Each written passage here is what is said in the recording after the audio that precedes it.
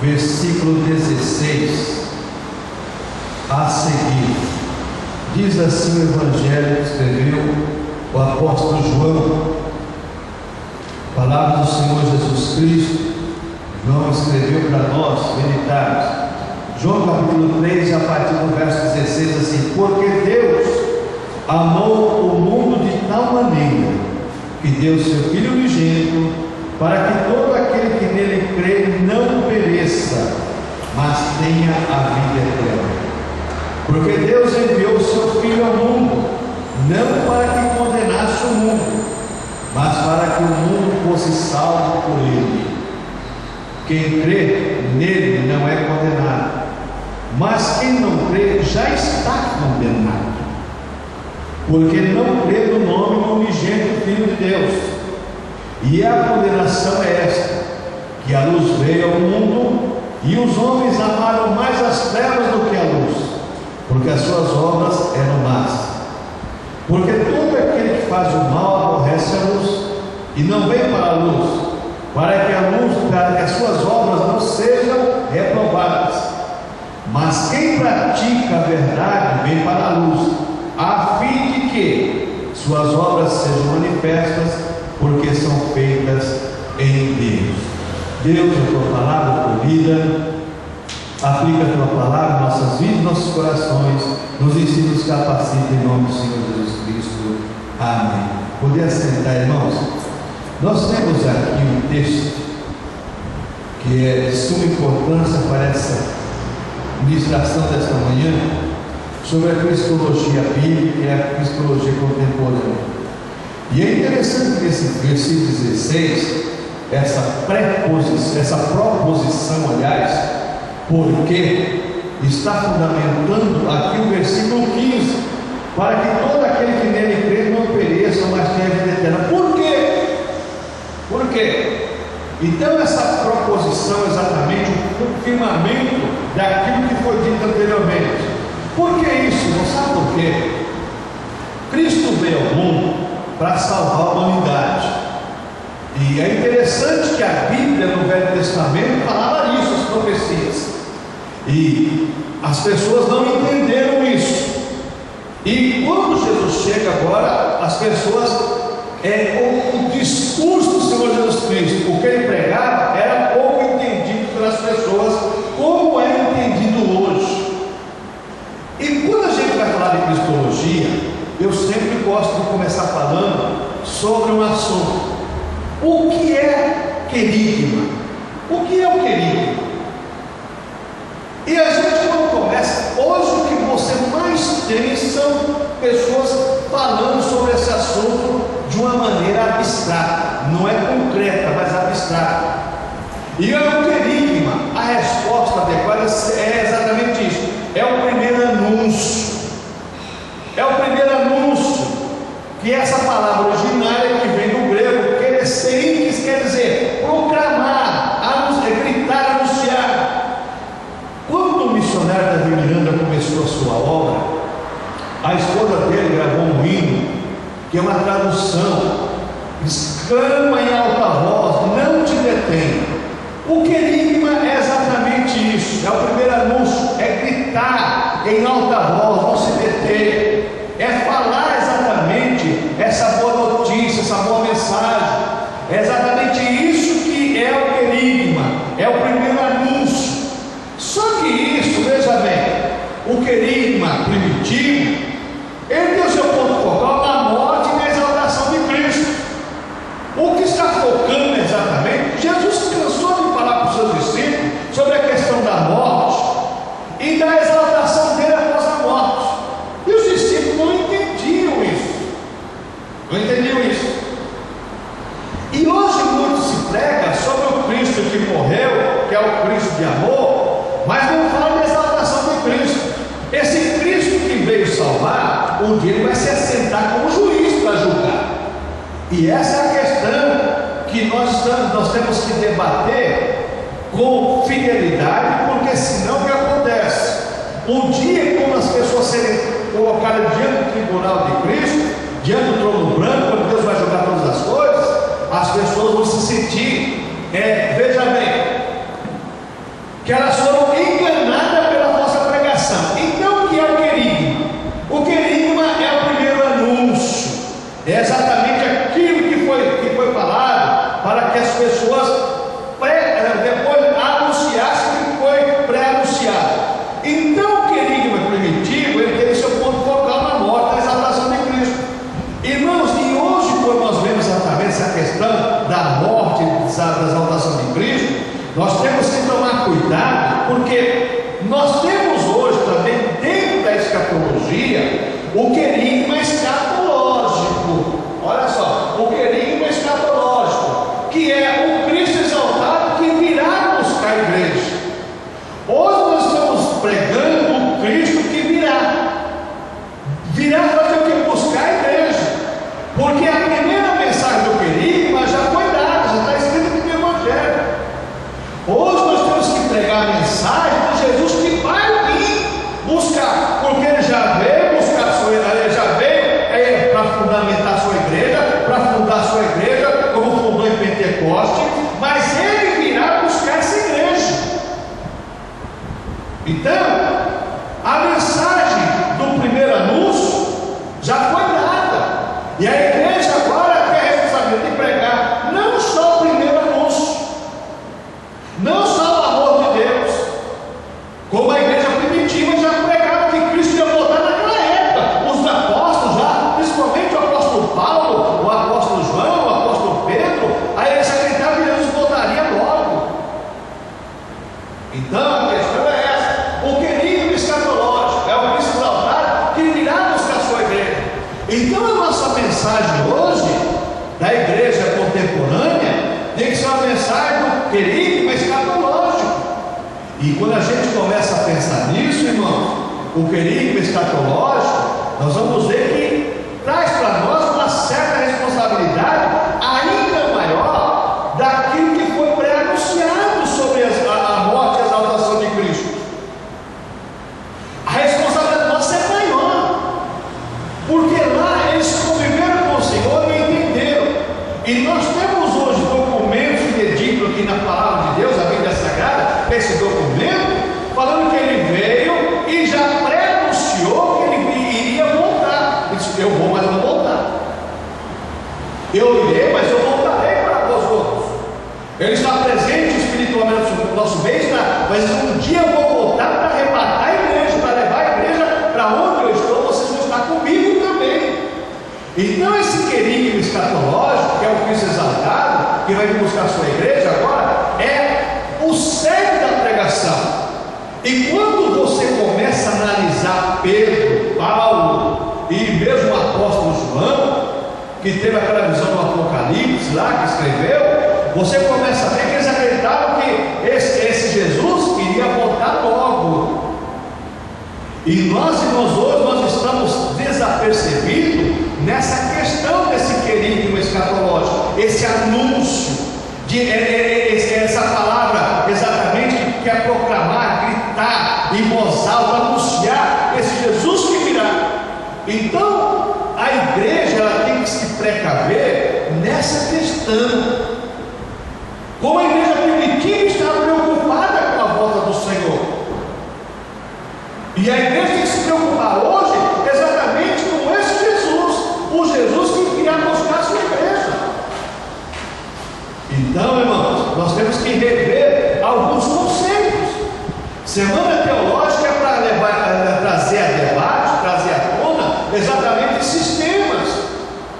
Por quê, irmãos? Porque isso é o fundamento da igreja. Se nós não tomarmos cuidado, o que vai acontecer? Olha, o anúncio, o primeiro anúncio já foi dado. Deus já falou com os homens, mandou seu filho à terra, os anjos anunciaram a vida do Senhor, o primeiro anúncio já foi dado. Mas agora o querigma escatológico, qual está sendo o anúncio da igreja contemporânea? Vamos pegar Tessalonicenses, capítulo 4, Tessalonicenses, onde Paulo fala sobre a vida do Senhor. Paulo ali deixa bem claro ali sobre essa questão, sobre a vida do Senhor Jesus Cristo. Olha, eu não quero que vocês sejam enganados, não esteja como quem dorme, não, porque a vida do Senhor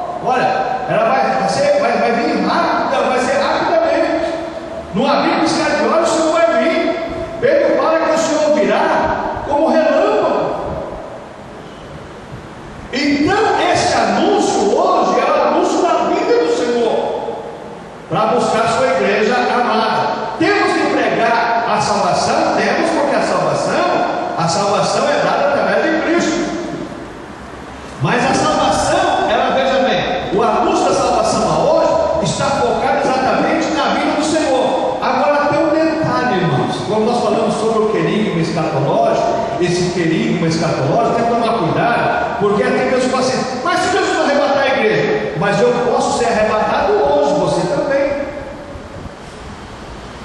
Nós não sabemos qual é o nosso tempo de vida, nós não sabemos quanto tempo nós temos de vida, porque nós temos que estar preparados para esse encontro com o Senhor. O querigma escatológico a mensagem vai além do arrebatamento, ela vai exatamente da firmeza da fé no Senhor Jesus Cristo, na sua obra e na vida eterna com Ele.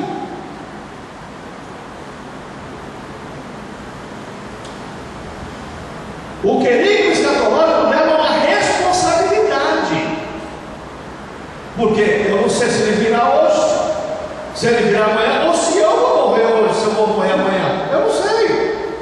Então eu tenho uma responsabilidade, eu tenho uma responsabilidade com o Senhor, para estar firmado e fundamentado na palavra do Senhor.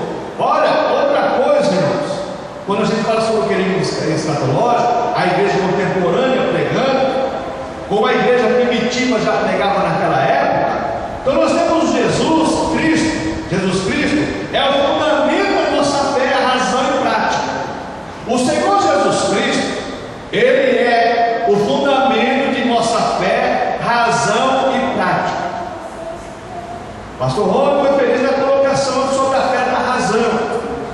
Hoje, irmãos, existem muitas pessoas na fé da razão sendo enganada concernente essa questão do fundamento e da razão e da prática de vida cristã. As pessoas estão sendo iludidas, enganadas.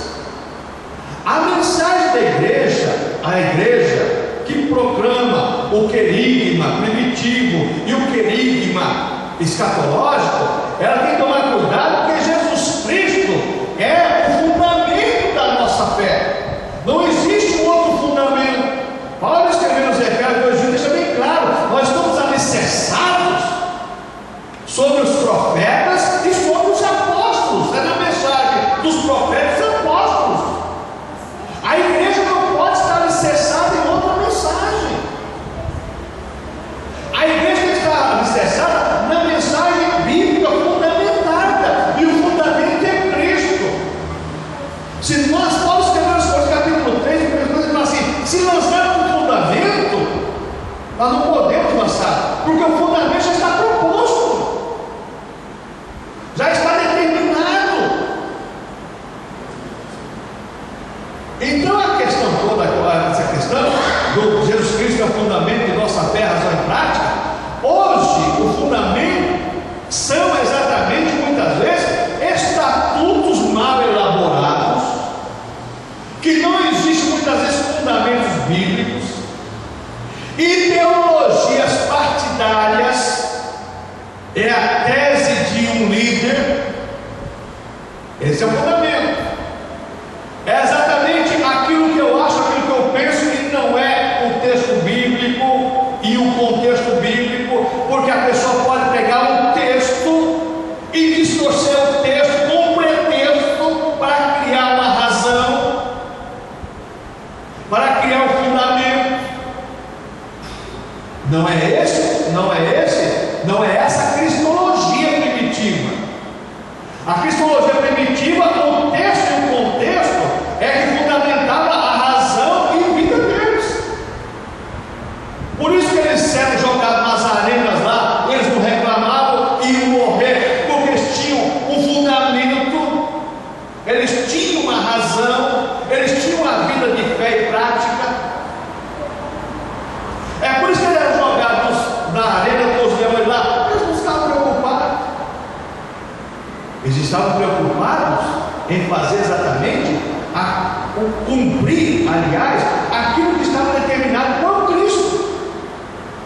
A nossa cristologia contemporânea hoje, que é divulgada aleatoriamente aí nas pregações da grande mídia e das comunidades, é uma cristologia sem fundamento de fé e sem fundamento de razão e prática. A razão e prática está nos ensinos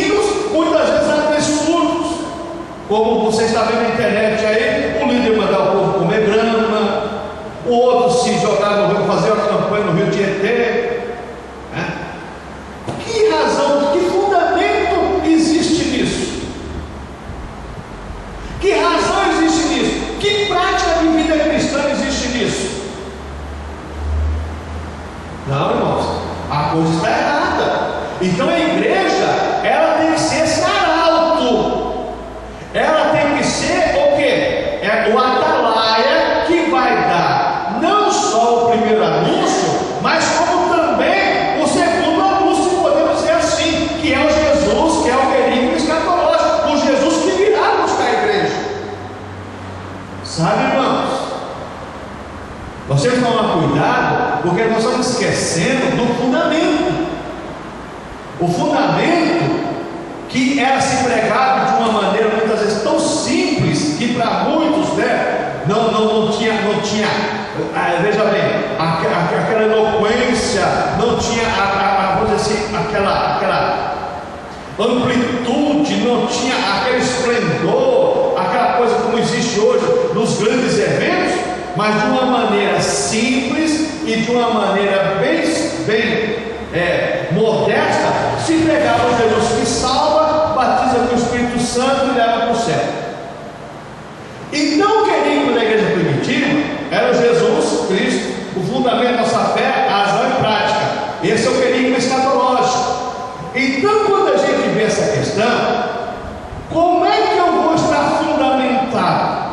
Como é que eu vou ter uma prática de vida cristã se eu não tiver o que é necessário? Então o que é necessário? É ter um encontro pessoal com Jesus, e esta fé nos leva à conversão. E agora, através da fé, eu tenho um encontro pessoal com Cristo, e essa fé me leva a uma conversão. Conversão, irmãos, é uma coisa contínua. Regeneração é um ato único. A conversão não é, eu me converti em 1900 e... Irmãos, você tem que se converter hoje. Aí é o fundamento de vida de prática cristã. Então é necessário ter um encontro pessoal com Jesus, e esta fé nos leva à conversão contínua. Aquilo que pode ser, não tenho alcançado, mas consigo. A mensagem da igreja não é uma mensagem simplesmente de um ato único. A conversão, ela é cotidiana. A cristologia contemporânea ignora isso. Conversão é quando eu aceitei Jesus, e não é isso, irmãos. A conversão é cotidiana, é dia a dia, é aquilo que é prezado na ISO 9001, é melhorar continuamente, é dia a dia melhorando na presença do Senhor. Então, agora é necessário encontro pessoal com Jesus, só que na igreja primitiva, na cristologia primitiva, isso era praticamente obrigatório a todos os irmãos lá naquela época. As pessoas tinham que ter exatamente esse encontro pessoal com Jesus, e as pessoas tinham realmente, pela fé. Só que tinha um detalhe, irmãos: essas pessoas mudaram de vida. A cristologia contemporânea não leva as pessoas exatamente a esse encontro pessoal com Cristo. Muitas pessoas hoje nem sabem o que é isso. Nem sabem o que é isso. O encontro pessoal com Cristo é a convicção realmente da sua salvação, é a convicção do seu chamado por Deus, é a convicção de que você tem exatamente de sentir na sua vida aquele sentimento que traz a convicção de que Deus está com você, que Deus te batizou com o Espírito Santo. Essa convicção hoje não existe. E tem pessoas que recebem o dom de Deus, foi batizado com o Espírito Santo, não tem essa convicção. Por que não tem essa convicção? Porque não tem um encontro pessoal com Cristo realmente naquele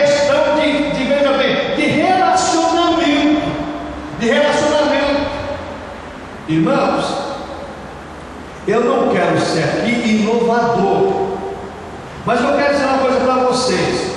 Quando Paulo encontrou Jesus no caminho de Damasco, qual foi a resposta de Paulo para você falar com ele?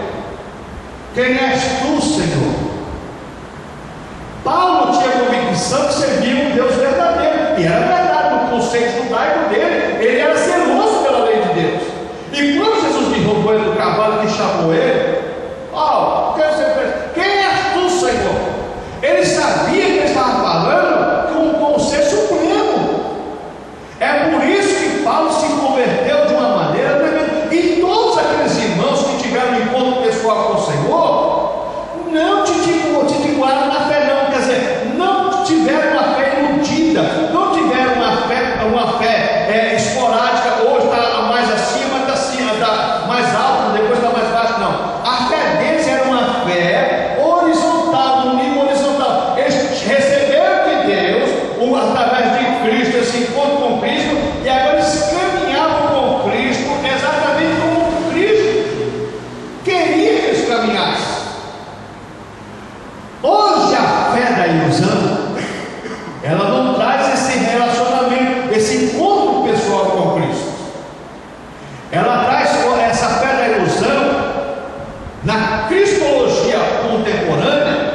Ela traz a pessoa ter um encontro exatamente com aquilo que é proposto pela pregação. Então ela tem um encontro com a prosperidade, ela tem um encontro com a bênção, com a cura, com a libertação, mas não tem um encontro pessoal com o Senhor. Então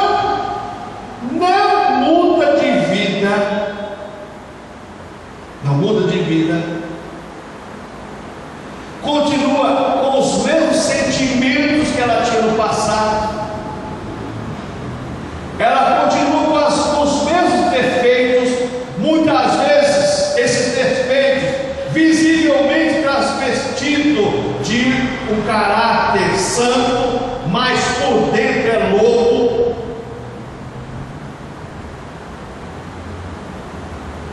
É exatamente isso. Porque não tem encontro pessoal com Cristo?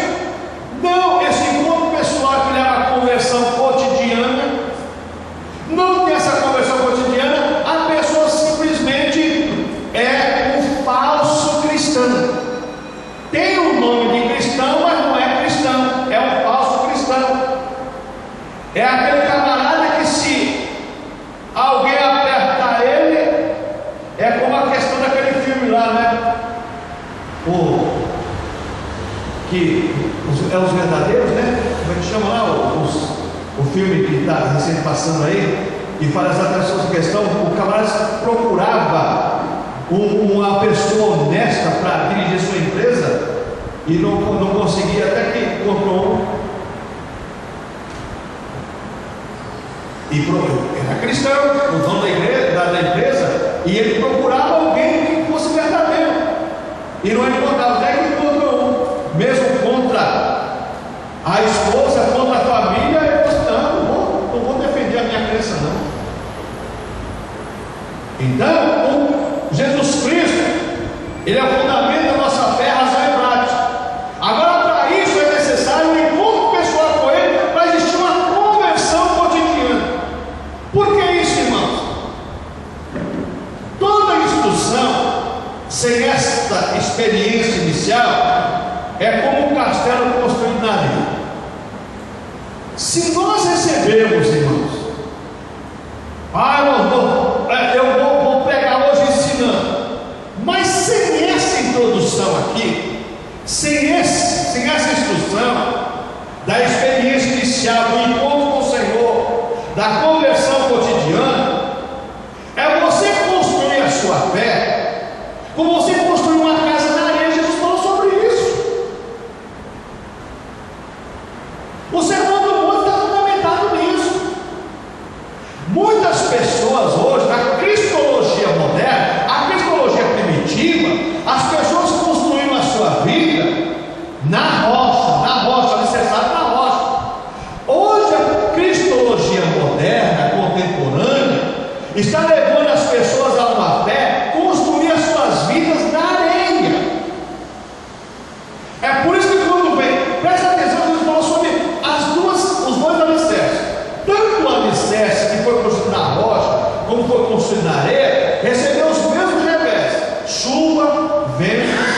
e assim por diante, enxurradas.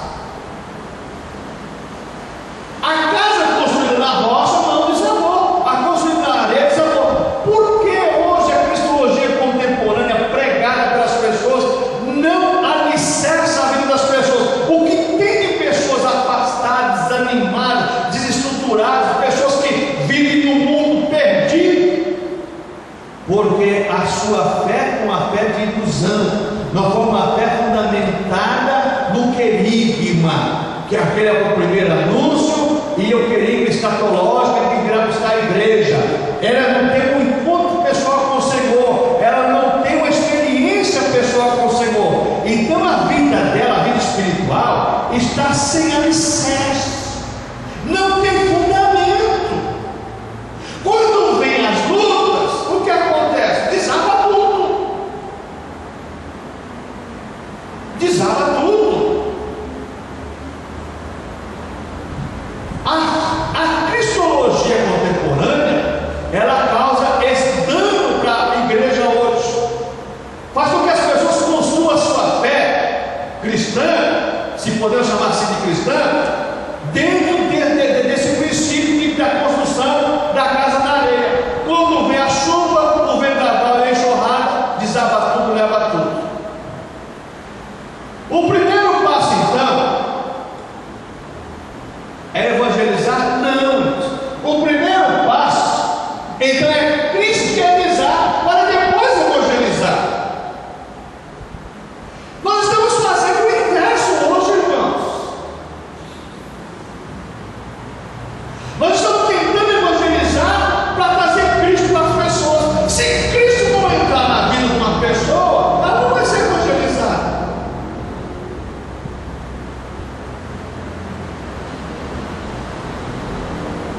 A mensagem da cristologia primitiva era exatamente essa: Cristo na vida das pessoas.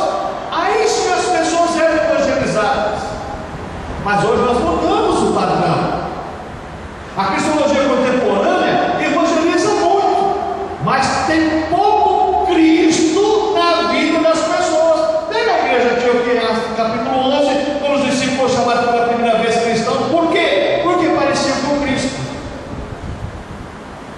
Hoje o evangelismo é a realidade nas comunidades cristãs. Mas aonde está Cristo nesse evangelismo? Onde? Muitas vezes o Senhor está à porta. Eu quero entrar aí, quero participar disso. Mas não existe. Existe a evangelização sem Cristo. Existe a evangelização denominacional e a evangelização que é feita exatamente de uma maneira qualquer, mas não é isso. Então, veja bem, o primeiro passo então é cristianizar, depois é evangelizar. Isso não quer dizer que eu não deva levar folheto, que eu não deva pregar, não, nada disso. Mas nós temos que ler toda a mensagem. Cristo tem que ser o centro. Toda a mensagem tem que ser cristocêntrica. Mesmo o folheto. Agora aqui você pega 5 passos para você ser feliz. 5 passos você para quê? 5 passos para você ir para o céu. Irmãos, quem leva para o céu é Cristo. Quem salva é Cristo. Quem cura é Cristo.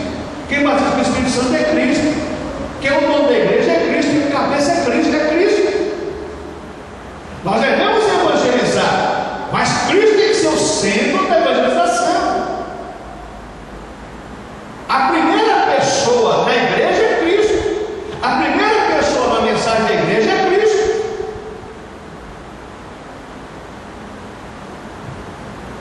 Outra coisa que nós vemos aí, o fundamento do cristianismo. O essencial, Jesus ensina a Nicodemos, que era doutor da lei de Israel: é preciso nascer de novo. O essencial, o fundamento do cristianismo, que é ensinado por Cristo, é o novo nascimento. Sem nascer em Cristo, ninguém se torna cristão.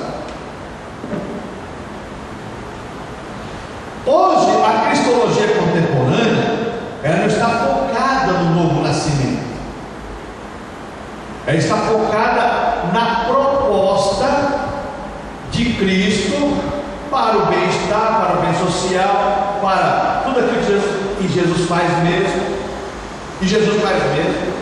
Mas não está, a cristologia contemporânea não está propondo um novo nascimento.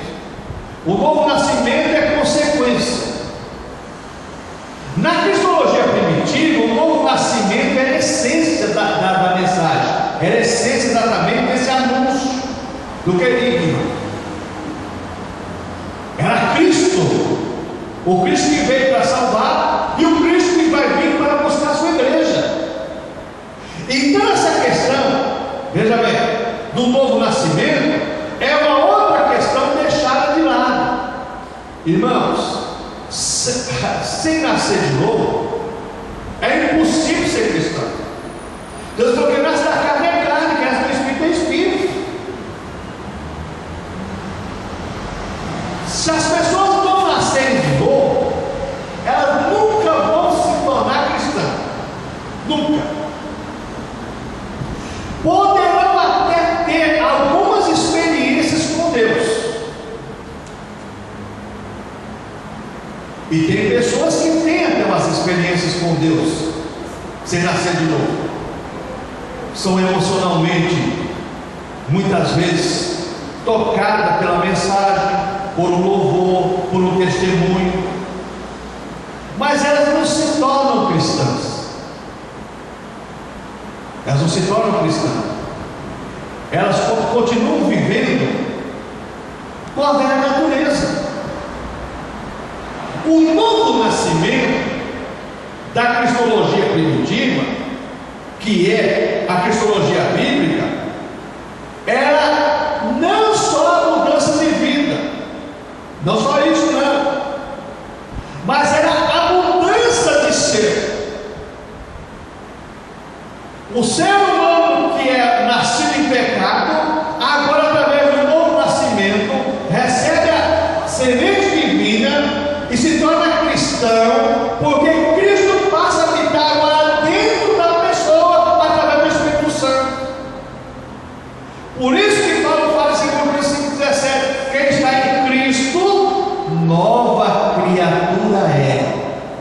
As coisas velhas se passaram, tudo se fez novo. Então presta atenção nisso. Se não existir um novo nascimento, não existe uma cristologia eficiente na mensagem proposta, porque a mensagem proposta é o novo nascimento em Cristo para se tornar cristão, e não o oferecimento de dádivas de Cristo para evangelizar. Cristo pode dar? Pode, mas a questão fundamental da cristologia primitiva é o novo nascimento, e da igreja que prega o querigma escatológico, a mensagem tem que ser exatamente esta: o novo nascimento em Cristo. Essa é a mensagem. Outra coisa que nós vemos aí, devemos então pregar a Jesus Cristo morto, ressuscitado e glorificado, e temos uma experiência da vida nova.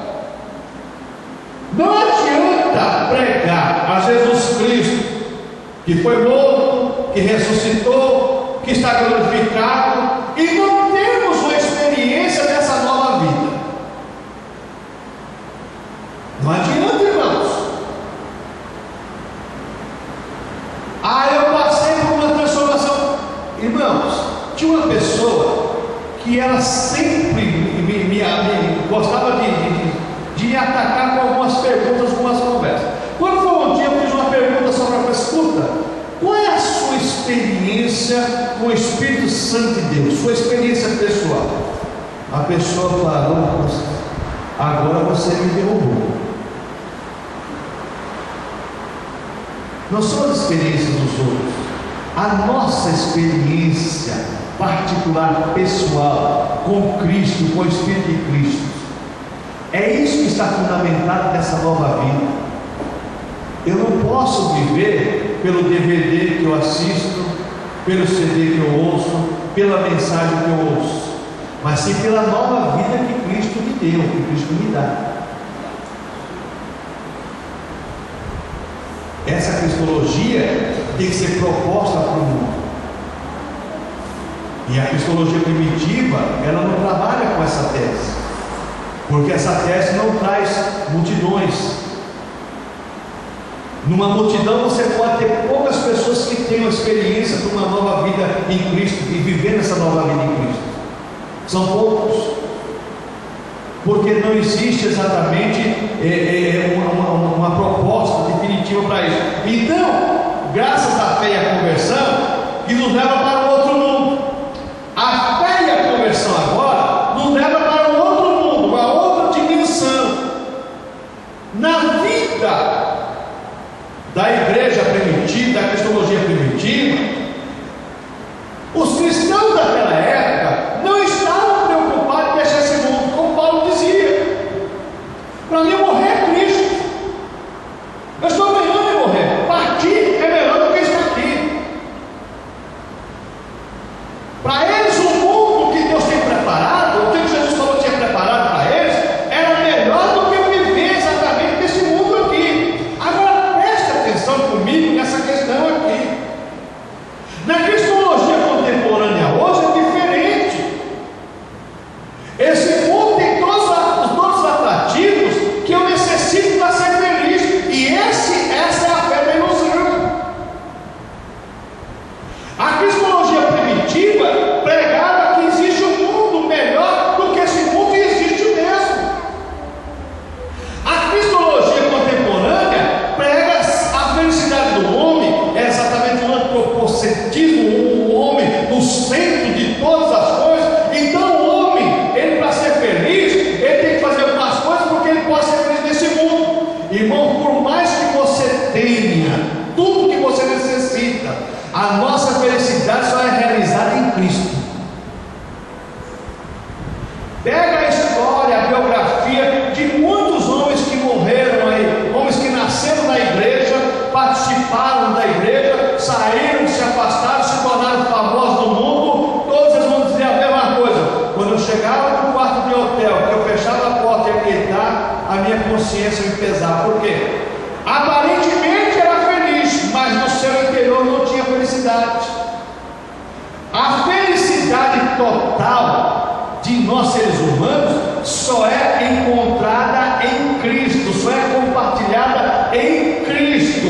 A nossa fé nos leva a outro mundo. Os cristãos primitivos, através dessa cristologia verdadeira, não se preocupavam em partir desse mundo, estar em outro mundo, não. Agora, as pessoas com essa cristologia mesquinha, mentirosa que se prega aí, a cristologia da ilusão, posso chamar assim, as pessoas estão enraizadas nesse mundo, que não querem partir desse mundo por nada. Ó, pastor, não prega que você vai botar logo, não, eu tenho que fazer um monte de coisa, não, eu tenho que fazer. Irmãos, pelo amor de Deus, irmãos,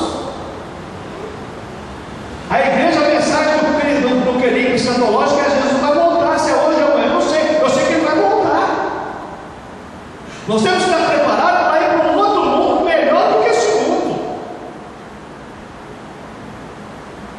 E se você começar a analisar a Bíblia Sagrada, você vai ver exatamente lá, e você tem, né, o apóstolo João tem a visão do Jerusalém celestial lá, o que tem de coisa boa para as pessoas que amam riqueza e glória, né?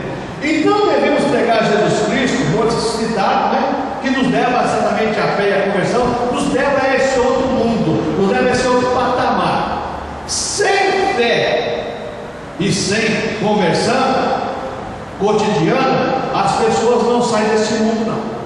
Elas ficam alicerçadas neste mundo e daqui não saem. Como diz a criança, daqui não sai, daqui ninguém me tira. Pronto, vou ficar aqui. Quando nasceu de novo, então, enquanto o pessoal com Cristo, uma vida com Cristo, a pessoa passa a pensar diferente. Então o querigma é o cimento da construção. É o cimento da construção. Você constrói uma casa sem cimento? É difícil, hein? Eu posso fazer com barro, só que, né? Tudo bem, você pode até, mas com o tempo, mas o cimento da sustentação. Então o querigma é o cimento da construção. Por isso a organização não substitui nem antecede o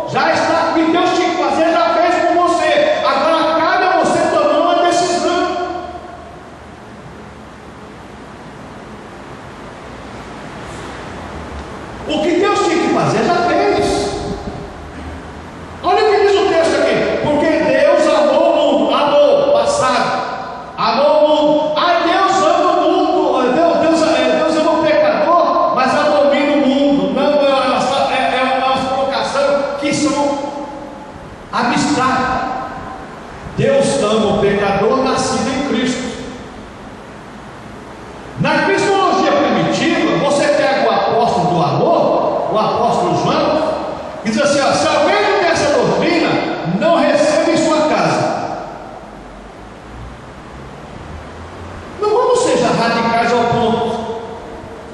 Mas vamos ser cristocêntricos. O perigo que nós corremos, muitas vezes, no nosso diálogo com pessoas que não compartilham a nossa fé.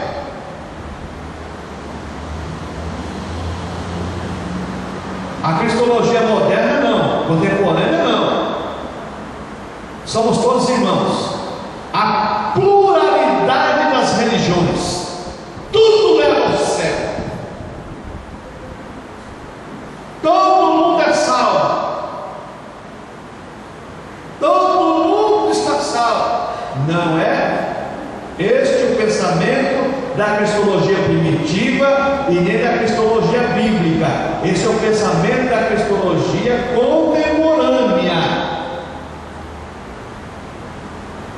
Esse é o pensamento da cristologia contemporânea. E se você pegar a Bíblia Sagrada, você vai ver que isso não é verdade. Por quê? O querido cimento da construção, por isso a evangelização não substitui nem antecede o primeiro anúncio que é de tudo, nova vida em Cristo Jesus. Sem essa nova vida, pode esquecer que não existe cristianismo e não existe a verdadeira pregação.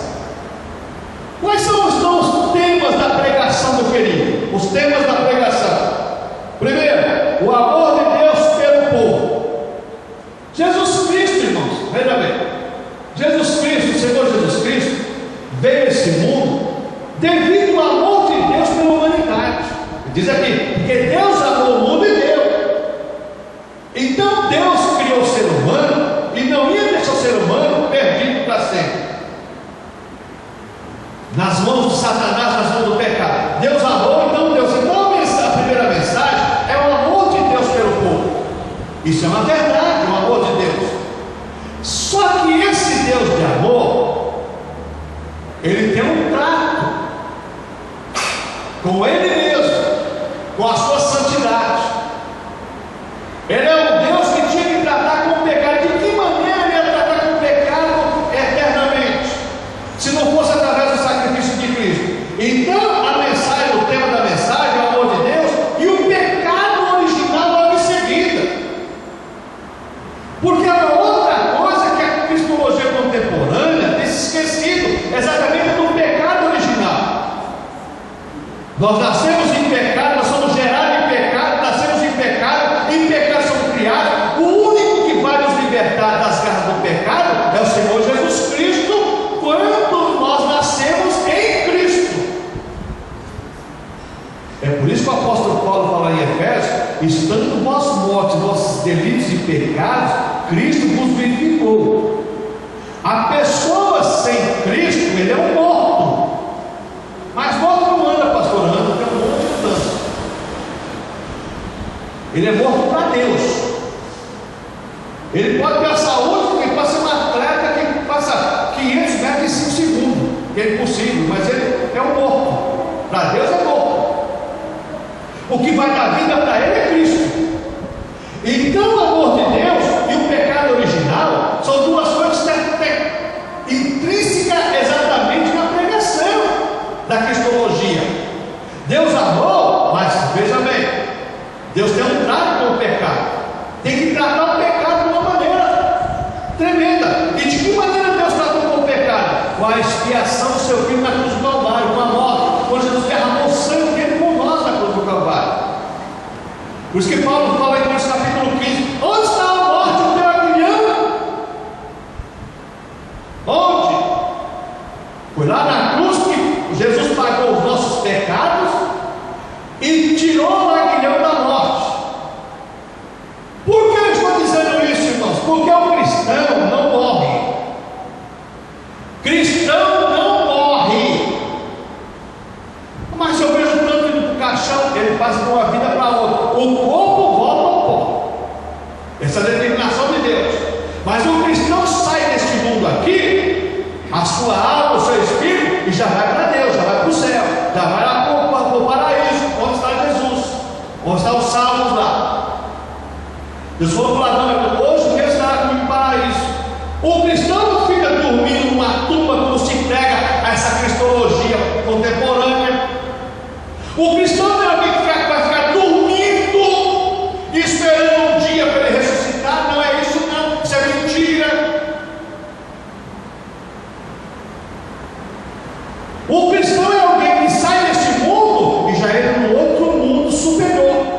é o mundo da vida eterna. Então, o amor de Deus e o pecado original foi exatamente tratado lá na cruz do Calvário. E todo ser humano precisa exatamente agora de Jesus Salvador, de todos que creem. Existe um conceito que Jesus salva todo mundo, mas todo mundo que crê no sacrifício de Cristo, que crê no sacrifício de Deus através de Cristo. Então, fé e conversão está ligada ao novo nascimento. Não adianta você dizer que você tem fé, que você tem um novo nascimento, se você não tiver fé e conversão, que aprova exatamente o novo nascimento. Tenho fé, mas todo dia estou melhorando, uma melhora contínua.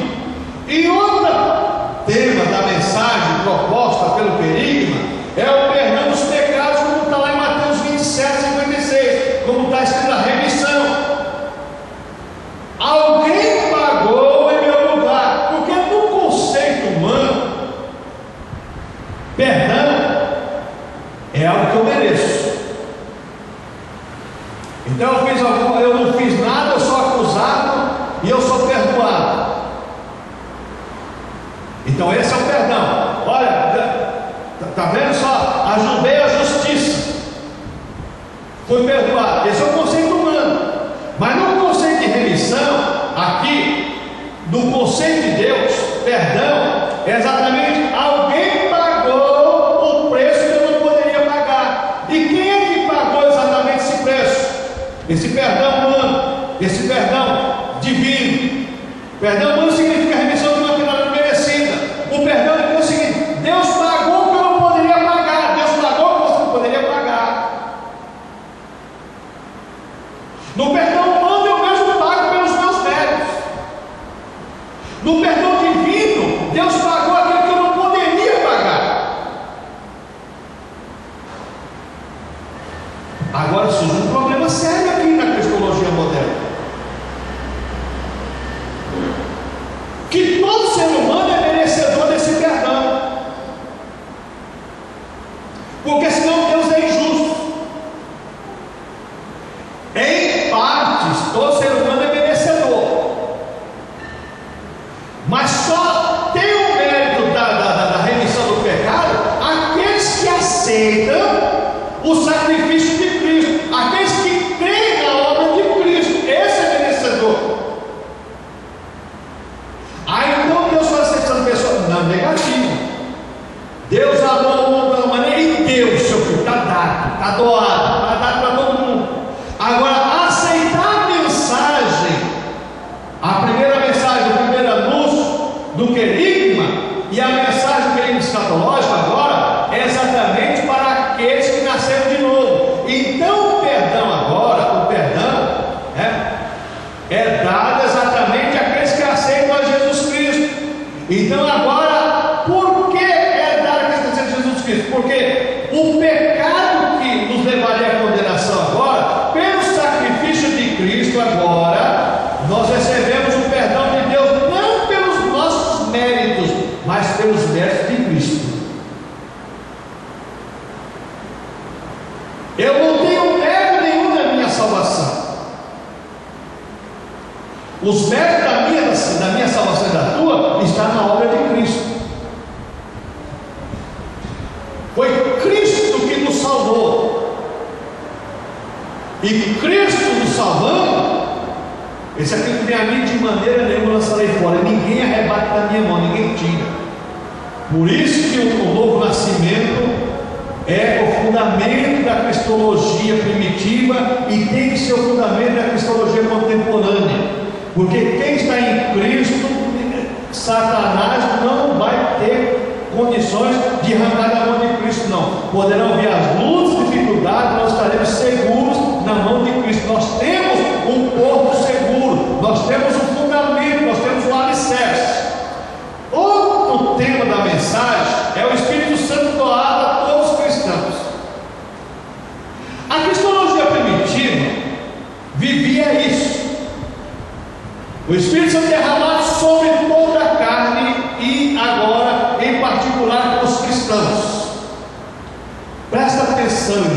sobre isso. Nessa questão do Espírito Santo doado pelos cristãos, hoje tem igreja que prega aí que quem não fala línguas estranhas é batizado com o Espírito Santo.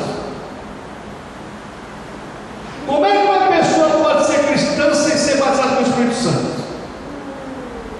Você pega Romanos capítulo 12, 1 Coríntios capítulo 12, 1 Coríntios capítulo 14, os dons, veja bem, um dos sinais do batismo do Espírito Santo é o falar em línguas. Mas o que está proposto aqui na mensagem do querido, na primeira mensagem, é o Espírito Santo dado para a conversão. Os dons é sequência da conversão. Ah, pastor, então o senhor está se contradizendo, porque eu conheço muita gente que tem dom e não é convertido, mas ele participou, como diz Hebreus capítulo 6, da vocação celestial. Se ele não se arrepender, ele vai com o dom dele para o inferno, como diz lá em Mateus capítulo 7: Senhor, mas em teu nome expulsei demônio, em teu nome curei enfermos, em teu nome profetizei. Pessoas que tinham dons, apartai-vos de mim, maldito, para o fogo que está reservado para o diabo e seus anjos. Dom não é atestado de salvação. Dom não é ISO 9000, atestado de qualidade espiritual, como se propaga nessa cristologia moderna. Não é isso não. O Espírito Santo era dos cristãos, é como diz Efésios 4:30, como selado para o dia da redenção, para fazermos parte de um corpo.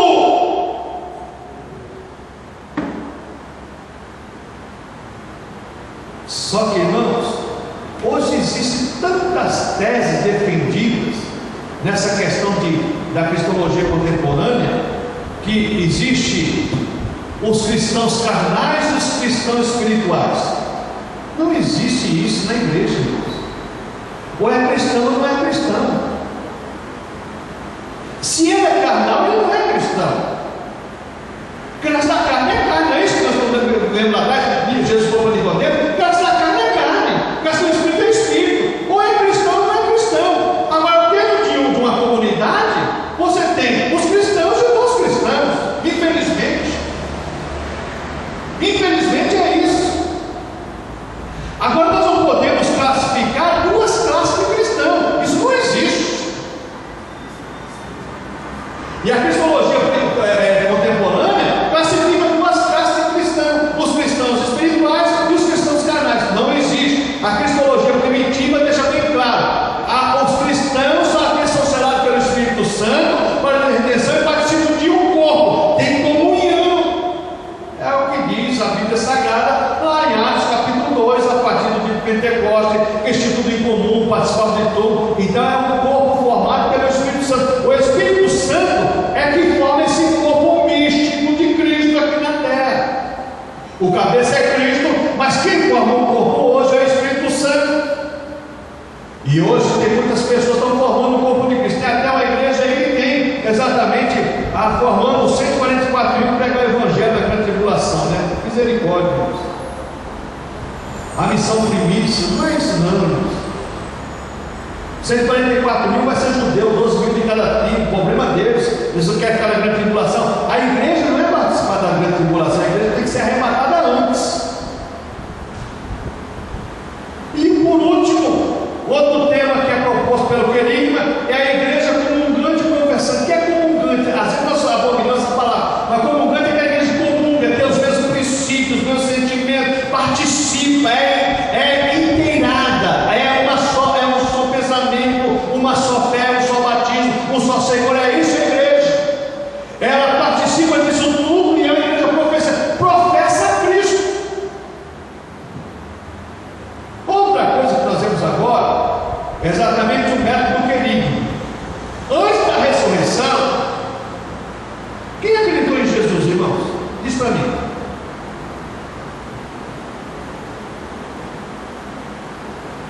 Para frente.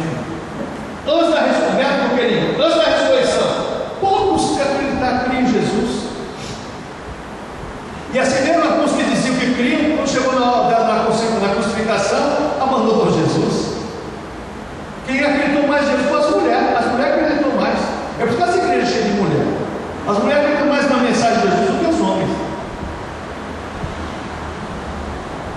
Mas após a ressurreição, muitos ficaram e disseram: ó, Jesus quer ver coisa, só você estrangeiro aqui não sabe de nada. Depois da ressurreição, rapaz, o negócio agora foi, olha, ele falou, ele se cumpriu. Embora foi feito um concílio entre os judeus e os romanos, para dizer que os discípulos tinham roubado o corpo de Jesus, e Mateus fala que aquele acerto até hoje, eles comentam sobre isso, para não divulgar a ressurreição do Senhor, mas Jesus apareceu ressuscitado. Ninguém pode omitir a verdade. Após a ressurreição, vamos discutir por quê? Jesus morto, ressuscitado, ele é o Salvador do mundo, todo homem, todo completo, homem todo completo. Jesus morto, ressuscitado, é o Salvador do homem, todo, e de todos os homens, homem todo e de todos os homens. Por que homem todo, irmãos? Porque esse é um outro problema da cristologia moderna. E aqui, se eu fosse falar desse assunto aqui, nós íamos até meia-noite. Esse assunto é tribuloso. A questão do homem todo. Jesus, quando salva o ser humano, ele salva corpo, alma e espírito. A cristologia moderna, Jesus Cristo só quer uma parte de você. Essa cristologia contemporânea, Jesus só quer uma parte do ser humano, só quer o coração. Não, a cristologia primitiva e bíblica, ela quer o homem todo, corpo, alma e espírito. Corpo para Deus habitar, para ser glorificado, alma para ser nova, e espírito exatamente para testificar com o Espírito de Deus que somos filhos de Deus. Jesus salva todo, quer o homem todo, salva todos os outros. João falou assim: salva todos, mas todos que creem. Não existe distinção de preto, branco, amarelo, azul, vermelho, não. Todo que crê em Jesus. Agora tem que ser uma entrega total e irrestrita. É Jesus salvando o homem completo, corpo, alma e espírito. Então veja bem, o Evangelho deve ser apresentado aos homens, apresentado a homens concretos, em culturas diferentes, em diversas condições de vida. O Evangelho deve ser apresentado aos homens de uma maneira concreta, não é abstrata. Por que isso concreto? Tem que ser como ele é. Eu não posso acrescentar e não posso extrair. E é necessário, portanto, adaptar o Evangelho, mas não mudar o Evangelho. Outra coisa que nós podemos debater aqui longamente: adaptar o Evangelho não é a pessoa que não quer vir na igreja e eu fazer a igreja na casa dela. Isso aí não é adaptar o Evangelho. Adaptar o Evangelho exatamente é a pessoa que não conhece o Evangelho, nem o poder do Evangelho, eu ir lá e ensinar ela. Aí eu vou adaptar o Evangelho lá. Agora, depois que ela conhece o Evangelho, existe a eclésia, que é a Assembleia do Santo, que é outra história. Eu não posso mudar isso. Isso que não se deve ser claro. Não deixei de congregar, que é o costume de alguns. Agora você tentou exatamente, sabe fazer o quê?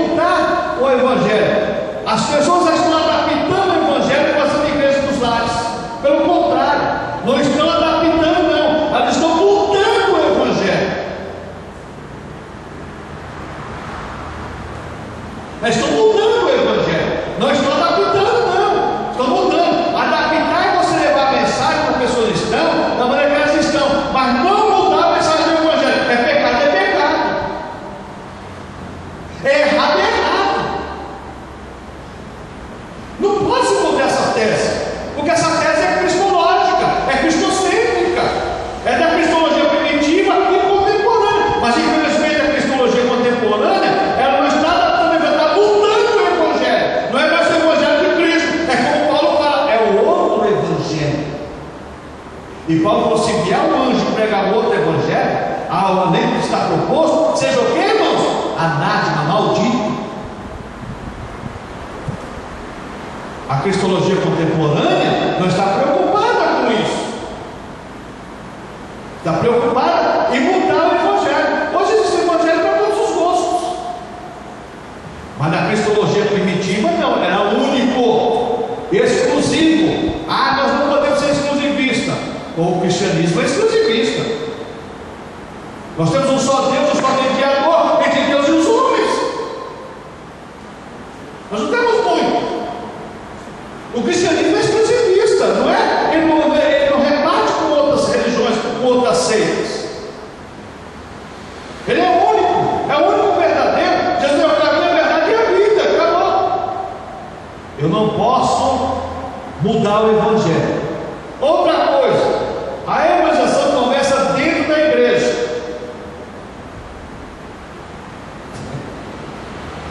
Dentro da igreja, a evangelização, visando primeiramente os cristãos que o são apenas na aparência.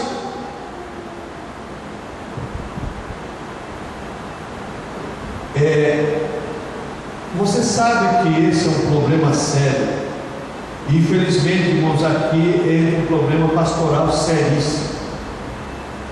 E tem pessoas que elas estão na igreja, têm cargo, e se você falar para si, não, você tem que se converter, nascer de novo, você vai fazer a pessoa se desviar e a pessoa ficar com raiva de você. Não é que ela vai ficar com raiva de você se desviar, ela simplesmente vai assumir aquilo que realmente ela é.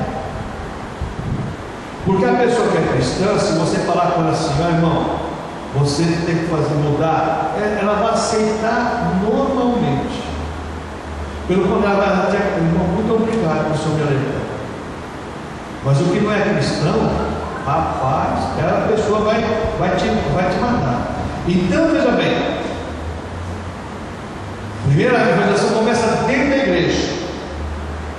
As pessoas que estão na igreja, mas não experimentaram a salvação, estão adormecidos e amortecidos na fé.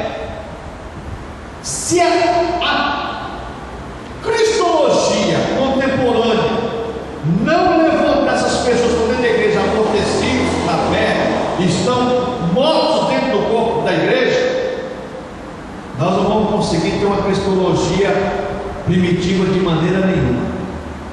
Os cristãos primitivos eram vivos e ativos. Vivos e ativos.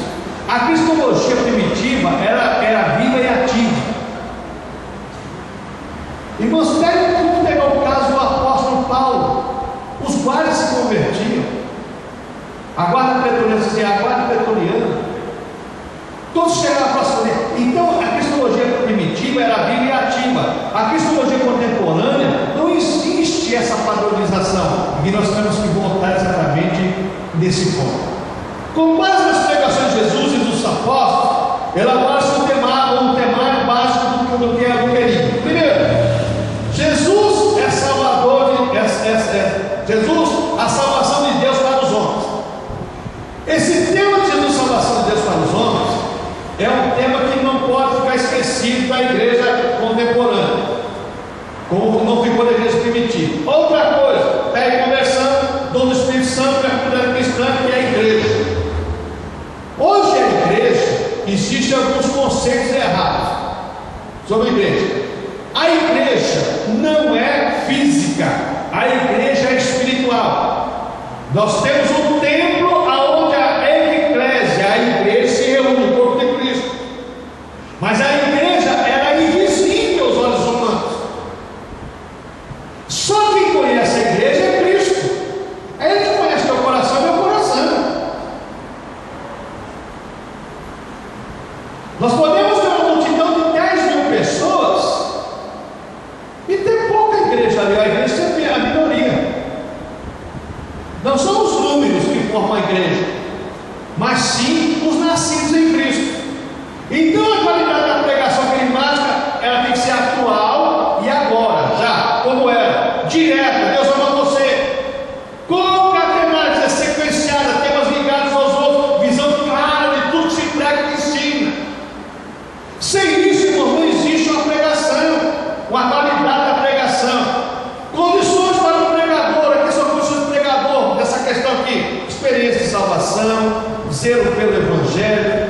testemunho de vida, que é um outro problema da cristologia contemporânea, não prezar exatamente pelo testemunho de vida das pessoas que ministram.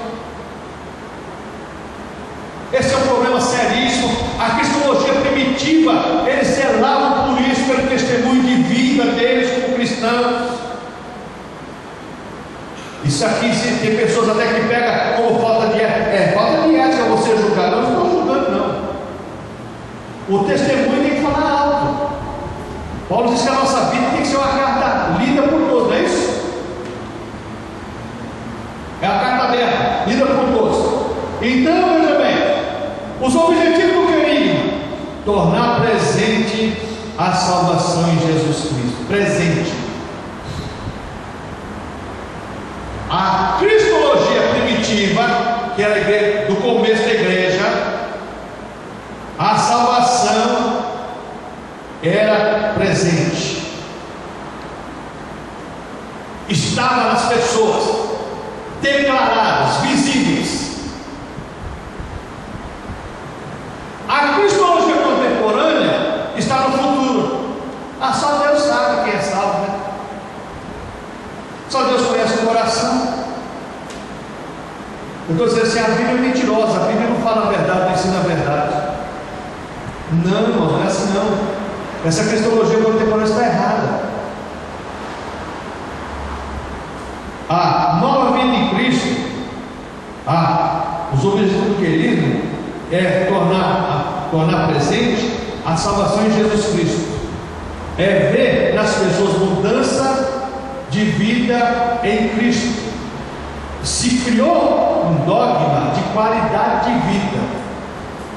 Então, uma coisa de qualidade de vida, tem seitas que os partidários das seitas têm a qualidade de vida que, aos olhares humanos, é algo esplendoroso. Mas não é isso que faz uma pessoa cristã. É exatamente a vida em Jesus Cristo. É presente. É necessário um encontro pessoal com Jesus, Senhor e Messias, que acontece pela fé. Então, é conversão, abrir novos corações para receber uma vida nova que nos é dada pelo Espírito Santo, tornando-se de igreja, e essa instituída pelo próprio Cristo. Os irmãos, depois os irmãos pegam, vai estar no site da igreja, vai ter tudo, você pega lá, só pegar aí. Agora, o querigma, a primeira mensagem e a segunda mensagem, tem um outro problema sério. Infelizmente, nós vamos só começar a tocar nesse assunto, porque senão nós vimos aqui o dia todo sobre esse assunto, sobre exatamente os títulos referentes à pessoa de Cristo, à cristologia. Nesses títulos, irmãos, tem doutrinas tremendas que a cristologia contemporânea não está prezando, e que a cristologia primitiva prezava, cuidava. Eles tinham isso com carinho, com zelo. Infelizmente, irmãos, por um liberalismo declarado de parte de pregadores e de líderes cristãos, nós abandonamos a cristologia primitiva, e esses títulos perdeu-se o referencial, perdeu-se a fidelidade dos títulos. Muitas vezes hoje é usado os títulos para satisfazer algum interesse pessoal, mas não exatamente a necessidade da pregação cristológica, cristocêntrica. Então você tem aí os títulos, né? Primeiro título é o Alfa e o Ômega, o começo e o fim de tudo. Apocalipse 21:6 deixa isso bem claro. Esse é o primeiro título. Jesus é o primeiro e o último.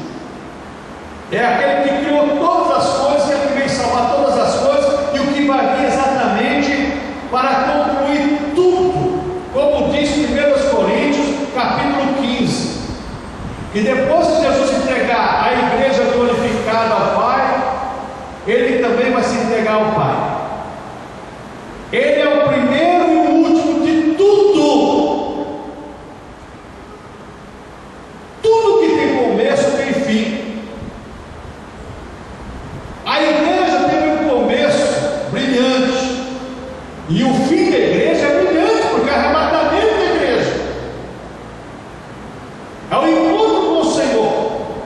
Então esse primeiro título, muitas vezes, ele é pregado, mas de uma maneira que não chama a responsabilidade das pessoas. E esse título é para chamar exatamente a responsabilidade. Eu sou o primeiro e o último, ó. Falei, ensinei, vou voltar, vou levar vocês para mim. O segundo título da igreja, da cristologia, é exatamente o último Adão. Está lá em 1 capítulo 15, verso 45. Por que Paulo usa esse título? Em Romanos capítulo 6 também Paulo fala sobre o primeiro Adão, o segundo Adão. Por um entrou o pecado no mundo, por outro saiu o pecado no mundo. Por quê? Jesus Cristo é o último Adão, porque ele é o primeiro dos redimidos.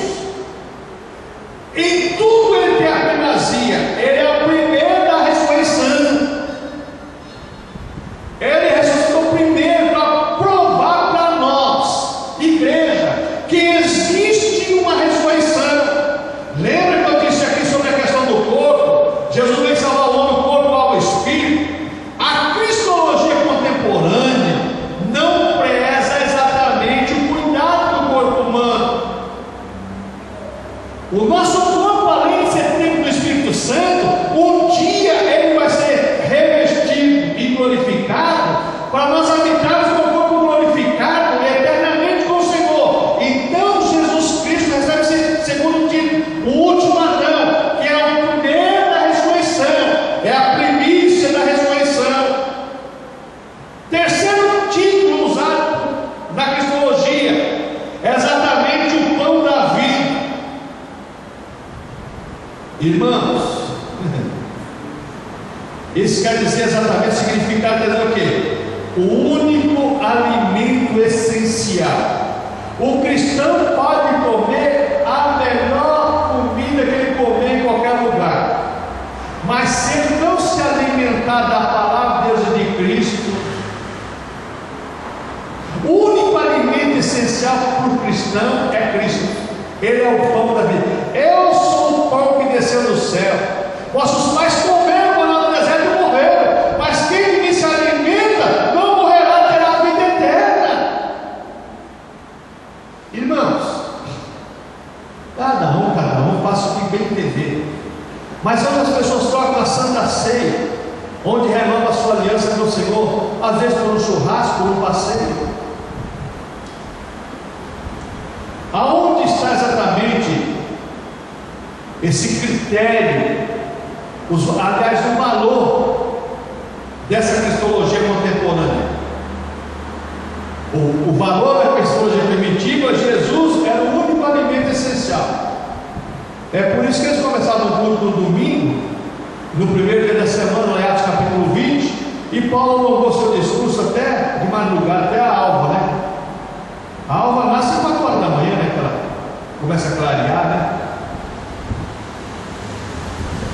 E à meia-noite eu tipo caiu da janela lá. Então Jesus Cristo é exatamente o único alimento essencial. Está lá em João 6,35. Quarto título, principal pedra de esquina, Efésios 2,20, que quer dizer o firme fundamento. Não existe outro fundamento. Hoje estão se criando vários fundamentos, mas o fundamento é Cristo. Se alguém tropeçar nele, está perdido. Está perdido, irmãos. Quinto título, sumo pastor. 1 Pedro 5,4 fala sobre essa questão. Por que sumo pastor? Porque ele é o protetor, sustentador e guia. Ele é sumo pastor porque ele é o protetor, sustentador e guia. É ele, irmãos, que nos protege, é ele que nos sustenta e é ele que nos direciona. A cristologia primitiva tinha esse tema. Irmãos, agora aqui eu poderia parar com os irmãos aqui, discursar sobre esse assunto durante um dia todo. Qual é o discurso da cristologia moderna hoje? Quem é o protetor das pessoas hoje? Estou embaixo da cobertura de pulando. Quem é o sustentador? Não é mais Jesus,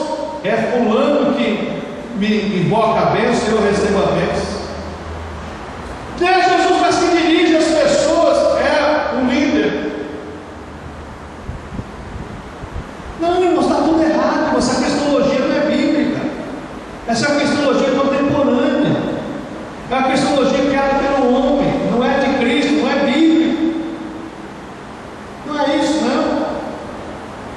Veja bem, Jesus é o seu pastor, porque Ele é o protetor, sustentador e guia. Ninguém pode sustentar você salvo, não. Ninguém pode direcionar você salvo, não. Ninguém pode conduzir você salvo, não. A não ser o Senhor Jesus Cristo. Eu estou convosco todos os dias, até a consumação do século. Olha, eu vou estar com você. Sexto título, o bom pastor. Está lá em João 10, João 14. Aquele que sustenta e cuida das ovelhas.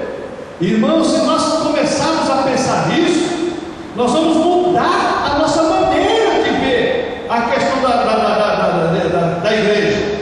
Porque essa cristologia de Jesus, exatamente o bom pastor, aquele que cuida e guia, hoje as pessoas, irmãos, esperam mais de um líder do que do Senhor Jesus Cristo. Sétimo título, o grande pastor, guia e protetor de confiança. O grande pastor, ele é o guia e protetor de confiança. Lá em Hebreus 13:20. Quem pode dirigir você e dar confiança em você é Cristo, não é um líder. O líder pode direcionar a Cristo, é o dever dele.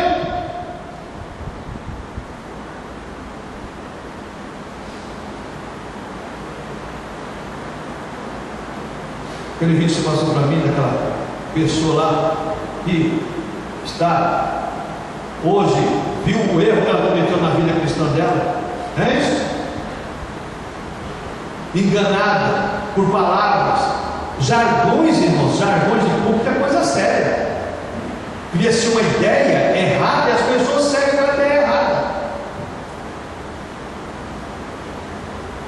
Outra coisa nós vemos aqui, o sumo sacerdote, lá em Hebreus 3, do 1 ao 6, que fez um sacrifício perfeito. Ele fez um sacrifício perfeito por nós, que não poderíamos fazer. Só Deus, para Deus aceitar o sacrifício, tinha que ser perfeito, não tinha que ser meia boca. No Velho Testamento, o sacerdote fazia um sacrifício lá, mas era só para cumprir o pecado, não para pagar, para cobrir. Mas Jesus Cristo fez o sacrifício perfeito. Nono título, primogênito entre os mortos, quer dizer, leva-nos a ressurreição e a vida eterna, né? Processo 18. Ele é o primogênito dos mortos, porque leva-nos a ressurreição e a vida. Alguém que está em Cristo já está com a ressurreição decretada e já está com a vida eterna declarada. Outra coisa, irmãos, versículo 10º título, Santo de Deus, Marcos 1:24. O que esse título quer dizer? Que Jesus Cristo tinha uma natureza sem pecado, ele era o Santo de Deus. Hoje existe o Jesus Cristo histórico, o Jesus Cristo profeta, o Jesus Cristo, né? Hoje tem aquela nova doutrina que está surgindo aí, agora, né? Aquele asiático dizendo que Jesus vai voltar hoje com o corpo asiático, né? Está nos Estados Unidos, mas chega logo aqui, está chegando já, está chegando. Agora Jesus Cristo vai vir no corpo asiático. Antes ele veio como oriental, agora vai vir como ocidental, né? Então vai vir agora, aí vai vir para mudar exatamente, porque está baseado no que está virando do Oriente para o Ocidente. Então eles vão vir agora. Então vamos lá. Então, ele é o sangue da natureza sem pecado. Quem gerou Jesus Cristo não foi um homem, foi o Espírito Santo, no ventre de Maria, uma mulher. Precisava do óvulo dela ser fecundado com algo santo, com algo de Deus, para nascer um corpo humano, mas sem mácula, sem mancha. Aí então Jesus Cristo era como Deus, não, Jesus Cristo era Deus e homem, as duas naturezas, para provar para nós que Deus fez era perfeito, era bom. Pecado, mas se queria pecar. Jesus foi tentado em tudo, mas não cedeu em nada.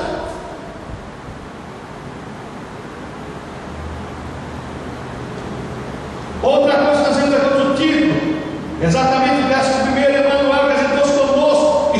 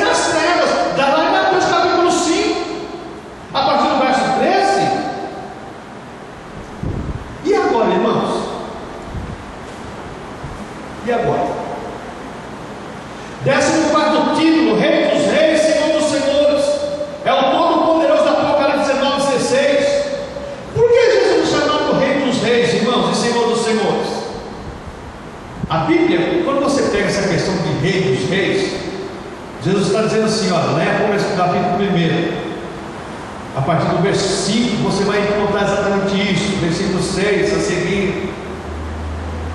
E ele nos tornou reis e sacerdotes para o seu Deus e Pai. Jesus é rei dos reis, porque você é rei. Se é cristão, você é um rei. Você pertence ao reino de Deus. Jesus não é rei dos reis. Dos reis que é rei da Inglaterra, rei da Espanha, não é esse rei não. Se eu sou cristão, Jesus é também. Mas Jesus é rei dos reis da igreja, de quem nasceu em Cristo, que nasceu de novo em Cristo, que é nova criatura em Cristo, quem está em Cristo. E então, veja bem, rei de reis, Senhor dos senhores. Agora sim, Senhor dos senhores. Você é Senhor? Mas eu sou Senhor seu também. Eu mando em você. 15º título, Senhor da glória, o poder e a presença de Deus. Lá em Coríntios capítulo 2, verso 8. Ele é o Senhor da glória, é o poder e a presença de Deus visível em nossas vidas e para nossas vidas. Outra coisa, irmãos, que nós vemos aqui, 16º título da cristologia, mediador de Deus e os homens. Não existe um outro mediador. Isso quer dizer, leva-nos à presença de Deus, redimidos e perdoados. Só quem leva o homem à presença de Deus, redimido, nova criatura e perdoado, é o Senhor Jesus Cristo. Lá em 1 Timóteo 2,5. Porquanto não só Deus é mediador entre Deus e os homens, Jesus Cristo, homem. 17º título, unigênito do Pai. O que isso quer dizer? O único, singular Filho de Deus. Todo mundo é Filho de Deus. Não, singular é só o Senhor.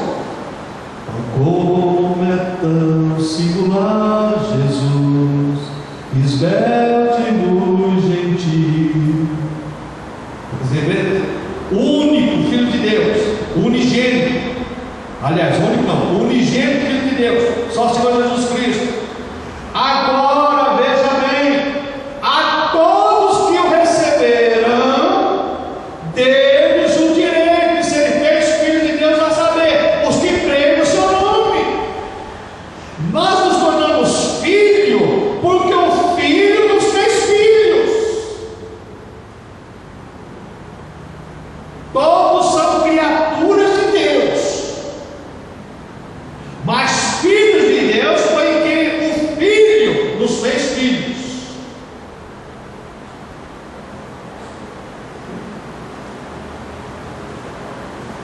Décimo sétimo título, unigênito do Pai, já falamos sobre isso. 18º título, Salvador, livra-nos do pecado da morte, lá em Lucas 1,47, Ele é o nosso Salvador.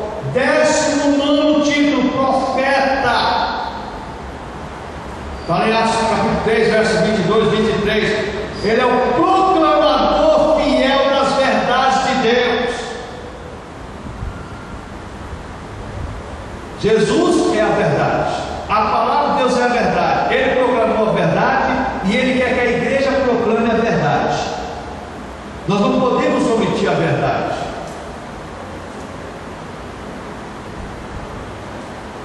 20º título, Filho do Homem. Jesus gostava desse título, sabe por quê, irmãos? Ele identifica-se com a nossa humanidade, lá em Mateus 18:11. Jesus fez esse: eu nasci homem como vocês, para mostrar para vocês que poderia ser diferente a criação de Deus. 21º título, o Verbo, presente em toda a criação de Deus e na redenção de Deus para a humanidade. João capítulo 1, versículo 1 e 2.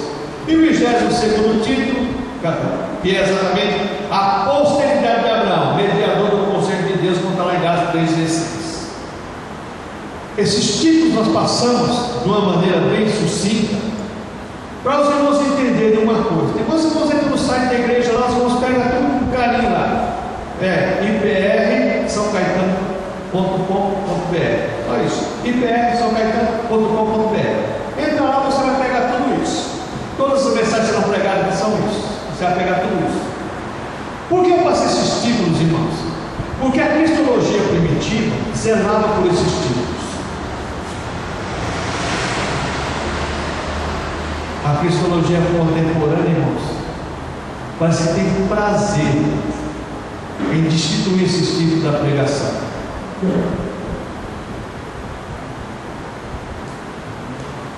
Nós não queremos ser inovadores e não queremos ser donos da verdade. Mas uma coisa que queremos, irmãos, que cada um de nós venhamos a cada dia rever os nossos conceitos sobre a cristologia primitiva e a cristologia que nós somos, que é contemporânea conosco, para que nós não venhamos no dia de amanhã, quando Jesus voltar buscar a sua igreja, e nós ficarmos. Porque se nós não estivermos preparados, ninguém vai para o céu, não. A cristologia contemporânea, ela diz que as pessoas estão se preparando.